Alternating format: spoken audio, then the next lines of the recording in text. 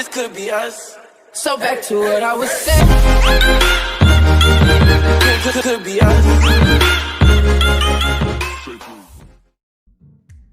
Assalamualaikum warahmatullahi wabarakatuh. Di sini kami akan sedikit menjelaskan tentang determinan sosial kesehatan pada individu berkebutuhan khusus. Kami dari kelompok 4 yang beranggotakan Nyima Sophie Siptiah, Bentang Abdan, Fawaz Hoiri, dan saya sendiri Dea Puspita.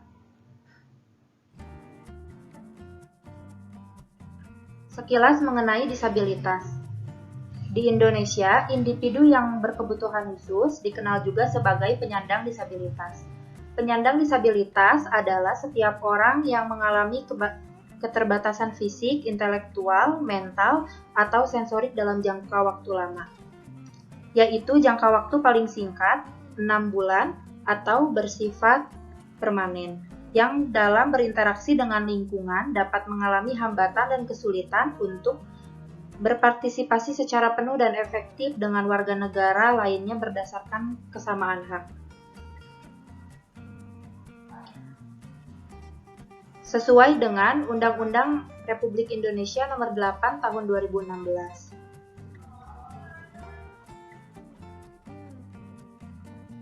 Selanjutnya ada ragam penyandang disabilitas. Yang pertama, penyandang disabilitas fisik, yaitu terganggunya fungsi gerak seperti amputasi, lumpuh layu atau kaku, paraplegi, cerebral palsy akibat stroke, akibat kusta, dan orang kecil.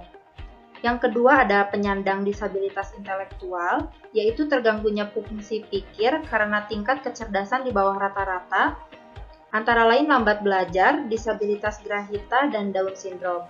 Yang ketiga ada penyandang disabilitas mental, yaitu terganggunya fungsi pikir, emosi, dan perilaku, antara lain psikososial, diantaranya skizofrenia, bipolar, depresi, ansietas, dan gangguan kepribadian, serta disabilitas perkembangan yang berpengaruh pada kemampuan interaksi sosial, diantaranya autis dan hiperaktif.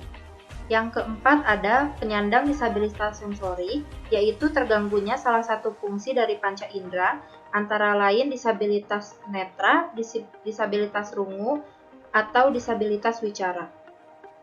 Lalu, disabilitas dalam Riskesdas dikategorikan menjadi 3 kelompok usia. Yang pertama, disabilitas pada anak, yaitu usia 5-17 tahun. Yang kedua, disabilitas pada penduduk dewasa, usia 18-59 tahun. Yang ketiga, disabilitas pada penduduk lanjut usia, usia lebih dari 60 tahun. Faktanya, yang pertama, diperkirakan 1,3 miliar orang atau 1 dari 6 orang di seluruh dunia mengalami kecacatan yang signifikan. Dan yang kedua, beberapa penyandang disabilitas meninggal hingga 20 tahun lebih awal daripada orang tanpa disabilitas.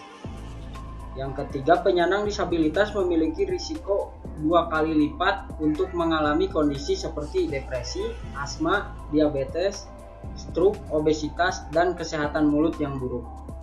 Dan yang keempat, fasiankes yang tidak dapat diakses, non-accessible, hingga 6 kali lebih sulit bagi penyandang disabilitas.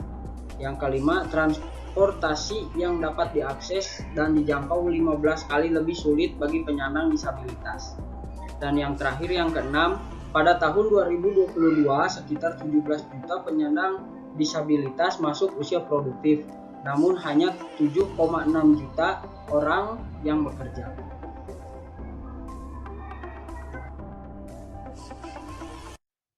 Hak penyandang disabilitas. Yang pertama yaitu hak atas hidup, yaitu hak atas penghormatan integritas, tidak dirampas nyawanya, mendapatkan perawatan dan pengasuhan yang menjamin kelangsungan hidupnya, bebas dari penelantaran pemasungan, pengurungan, dan pengucilan. Kemudian yang kedua, hak atas bebas dari stigma, yaitu hak bebas dari pelecehan, penghinaan, dan pelabelan negatif terkait kondisi disabilitasnya. Kemudian yang ketiga, hak atas privasi, Kemudian yang keempat itu ada hak atas keadilan dan perlindungan hukum. Kemudian ada hak atas pendidikan. Kemudian ada hak atas pekerjaan. Kemudian ada hak atas kesehatan. Kemudian ada hak atas politik. Kemudian ada hak atas keagamaan. Kemudian ada hak atas keolahragaan. Kemudian ada hak atas kebudayaan dan pariwisata. Kemudian ada hak atas kesejahteraan sosial. Kemudian ada hak atas aksesibilitas. Kemudian ada hak atas pelayanan publik. Kemudian ada hak atas perlindungan dari bencana. Kemudian ada hak atas habilitasi dan rehabilitasi. Kemudian ada hak atas konsesi. Kemudian ada hak atas pendataan. Kemudian ada hak atas hidup secara mandiri. Kemudian ada hak atas berekspresi. Kemudian ada hak atas berpindah tempat dan kewarganegaraan. Kemudian yang terakhir ada hak atas kebebasan dari tindakan diskriminasi.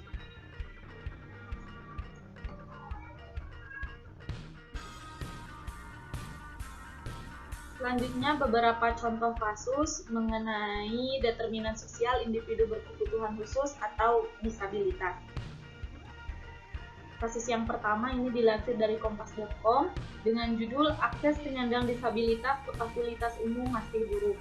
Dalam kasus ini dijelaskan bahwa infrastruktur di tempat-tempat umum belum support atau belum aksesibel bagi penyandang disabilitas.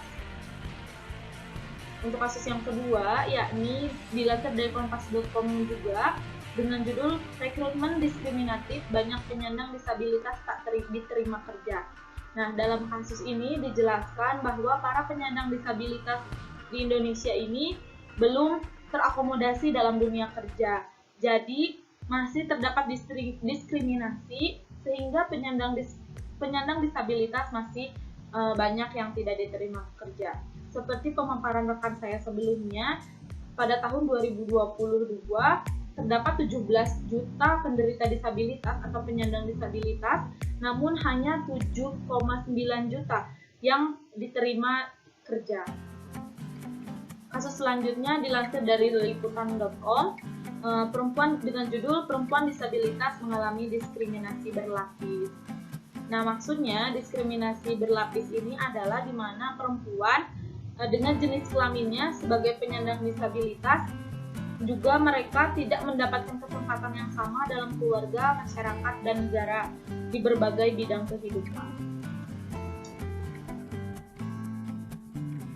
Lanjutan kasus selanjutnya yakni dilansir dari BBC News yang mana dengan judul anak penyandang disabilitas dirantai oleh orang tua diduga karena kelaparan dan mengambil jatah makanan.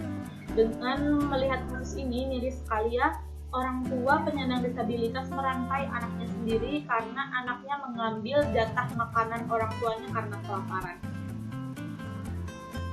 Dan yang terakhir dilansir dari tempo.co dengan judul dilecehkan dan dikurung penghuni panti disabilitas mental banyak alami pelanggaran HAM. Dalam kasus ini dijelaskan bahwa banyak penyandang disabilitas mental yang terkurung di panti sosial atau panti disabilitas mental mengalami banyak pelanggaran seperti tindakan kekerasan, perlakuan yang melanggar hak asasi manusia. Nah, dari beberapa kasus tersebut bisa dilihat masih terdapat ketimpangan atau inequity bagi penyandang disabilitas seperti buruknya atau kurangnya akses ke tempat umum bagi penyandang disabilitas, kemudian diskriminasi dalam penerimaan kerja bagi penyandang disabilitas, diskriminasi berlapis bagi perempuan penyandang disabilitas, pelanggaran HAM bagi penyandang disabilitas, dan penyiksaan serta pembatasan mobilitas bagi penyandang disabilitas.